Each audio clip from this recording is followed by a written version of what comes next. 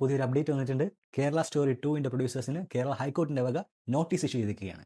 എന്തിനാണെന്നല്ലേ, പടത്തിന്റെ CBFC certificate ആണ് കോടതിയിൽ ചലഞ്ച് ചെയ്തിട്ടുള്ളത്. കേസിന്റെ പെറ്റീഷനിൽ പറയുന്നത് ആ പടത്തിന്റെ ടൈറ്റിലും അതിന്റെ പോർട്രയിലും ഒരു റീജിയണൽ ഐഡന്റിറ്റിയെ, കേരളത്തിന്റെ റീജിയണൽ ഐഡന്റിറ്റിയെ സ്റ്റീരിയോടൈപ്പ് ചെയ്യുന്നത് നമ്മുടെ റൈറ്റ് ടു ഈക്വാലിറ്റിയും റൈറ്റ് ടു ഡിഗ്നിറ്റിക്കും എതിരാണ് എന്നാണ്. നമുക്കറിയാലോ, കോൺസ്റ്റിറ്റ്യൂഷൻ ഓഫ് ഇന്ത്യയിലെ ആർട്ടിക്കിൾ 19 ക്ലോസ് 1 ക്ലോസ് എ പ്രകാരം freedom of speech and expression നൽകുന്നുണ്ട്. പക്ഷേ അത് ഒരിക്കലും ആബ്സല്യൂട്ട് അല്ല. അതുപോലെ തന്നെ നമ്മുടെ കോൺസ്റ്റിറ്റ്യൂഷനിലെ ആർട്ടിക്കിൾ 19 ക്ലോസ് 2 പ്രകാരം sovereignty, security of the state, public order, decency, morality, incitement to an offence, ഈ ഗ്രൗണ്ട്സിൽ ഫ്രീ സ്പീച്ച് റെസ്ട്രിക്ട് ചെയ്യാം. കോൺസ്റ്റിറ്റ്യൂഷന് പുറമെ വേറെ 2 ആക്ടുകളും തരുന്നുണ്ട്. ഒന്ന് സിനിമാറ്റോഗ്രാഫ് ആക്ട് 1952, അതിലെ സെക്ഷൻ 5B, അതായത് പബ്ലിക് ഓർഡർ നശിപ്പിക്കാൻ കെൽപ്പുള്ള സിനിമകൾക്ക് സർട്ടിഫിക്കേഷൻ കൊടുക്കരുത് എന്നാണ് അതിൽ പറയുന്നത്.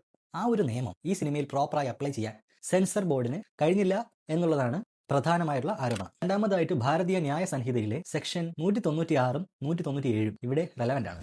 Promoting enmity between groups and imputations prejudicial to national integration. അതായത് 2 തരം ഗ്രൂപ്പ് ഓഫ് പീപ്പിൾ ഉണ്ടെന്നുണ്ടെങ്കിൽ അവരുടെ ഇടയിൽ ഒരു ശത്രുതാ മനോഭാവം ഉണ്ടാക്കിയാൽ ഉള്ള ശിക്ഷയാണ് അതിൽ പറയുന്നത്.